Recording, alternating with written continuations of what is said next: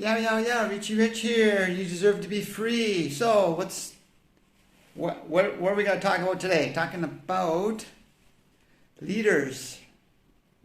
And I've talked about it before, but everybody needs to be a leader of their own self to move forward. So for me, kind of for me, like I said, I was always a follower, and in my early life, and I never really took the initiative, or was too scared or too timid to move forward in my life, and so don't know, unfortunately, or how I want to see it, but it's just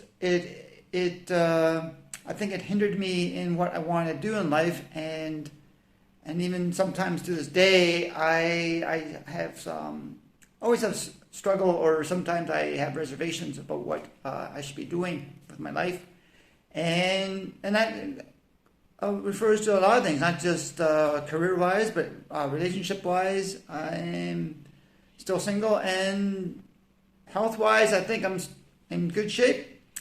But it's you always got to be a leader and move forward and keep moving forward. And yeah, there's a lot of things we could talk about here. So one thing, high school for me. High school was I just detested high school. I didn't enjoy the learning aspect of it. I graduated from grade 12, and I was how can I say, not very, obviously I wasn't always in the in crowd. I was kind of more on the outside. Had friends. I enjoyed the time with my friends, no question about that, but I didn't have like a huge following, and it's not like I wanted that. But getting back to what I said before, I just couldn't wait to get home. Couldn't get home, back on the farm, do outside work or whatever it was.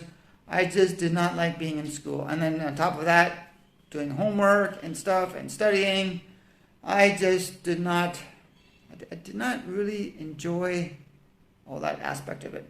And I struggled with it, and I just wasn't my style learning. You know, they say some people are visual learners, some people are more auditory.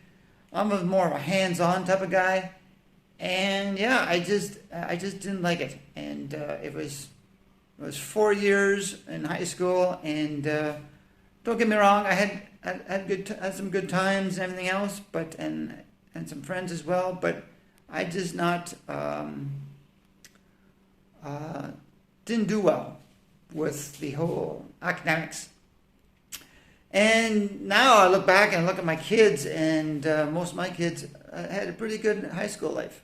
And so it just kind of shows, it depends on the people. And I'm glad they did.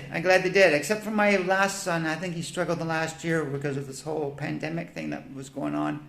And this in home learning, he wasn't too overly happy with that. But that's just a side note. So anyway, you got to be a leader of what you want to do. And right now, I'm doing some things online, and that is to promote people that you need to be free, and that becomes being a leader of yourself. Before you can lead others, you got to lead yourself, and you got to be confident in what you're doing. And that's the way it is. You need to be confident in what you're doing, and even if you think it's a trivial job. For example, let's say you like mowing the grass. Okay, you like mowing the grass. Well, and you're really good at it. Great. And the best thing is be in a good mood when you do it. Do the best you can. And that's the way it is. And don't get hung up by the details. And that's another thing, too, about being a leader. Everybody gets hung up by the details. Sometimes they don't move forward because they might do it wrong, or they don't think they have the skill set. That comes back down to confidence. But it doesn't matter if it's done right or wrong. Just do it. And let the chips fall as they are. That's the way it is. And that can be very... unfortunately, even for myself too, I'm in that that camp too. Sometimes I overanalyze, and well, I want to make sure all my ducks are in a row, so to speak, and before I move forward, and before you know it, the time's going by. So you got to take the action now to go forward. So that means leading yourself. So anyway, I got this course out. It's called Manifest What Loves You, and it's a book. And if you want more, email me at courageousrich@gmail.com, and we'll go from there. Talk to you later. You deserve to be free.